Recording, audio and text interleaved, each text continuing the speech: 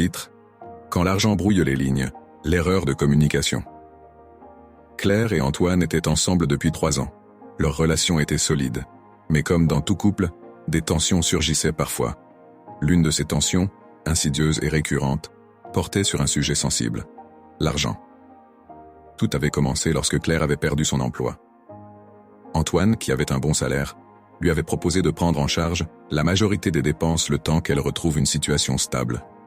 Claire avait accepté, mais sans vraiment discuter des détails. Les premiers mois, tout semblait aller bien. Antoine réglait les factures, et Claire, reconnaissante, faisait des efforts pour limiter ses dépenses. Mais un soir, après avoir acheté une paire de chaussures qu'elle considérait comme un petit plaisir nécessaire, Antoine fit une remarque qui brisa l'ambiance. « C'est bien de se faire plaisir, mais tu sais que je paie tout, non ?» Claire, blessée, répondit sèchement. « Et alors?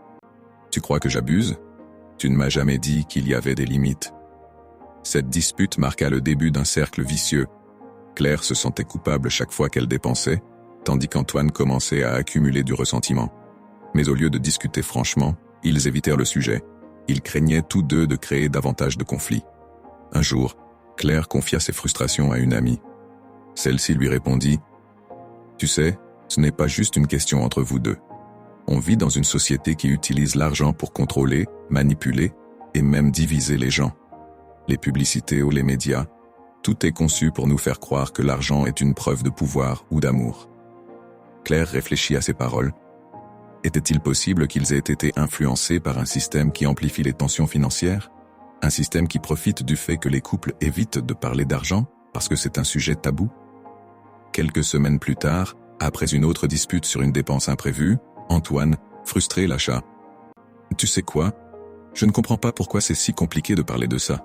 On aurait dû mettre des règles dès le début. » Claire calmement répondit: « Tu as raison, mais peut-être qu'on a évité d'en parler parce qu'on a été conditionné à croire que c'est mal de parler d'argent dans une relation, comme si ça allait briser la magie. » Ils décidèrent alors d'aborder le sujet différemment.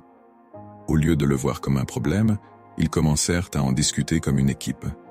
Ils établirent un budget, des priorités et surtout, une communication ouverte. Conclusion. L'erreur de communication de Claire et Antoine montre à quel point les couples peuvent être piégés par des attentes implicites et des idées préconçues. Et si le vrai complot, c'était de nous faire croire que parler d'argent est un signe de faiblesse ou de méfiance? Dans une relation, la transparence financière est essentielle. Ne laissez pas un tabou fabriqué par une société obsédée par le profit vous empêcher de construire une base solide avec votre partenaire.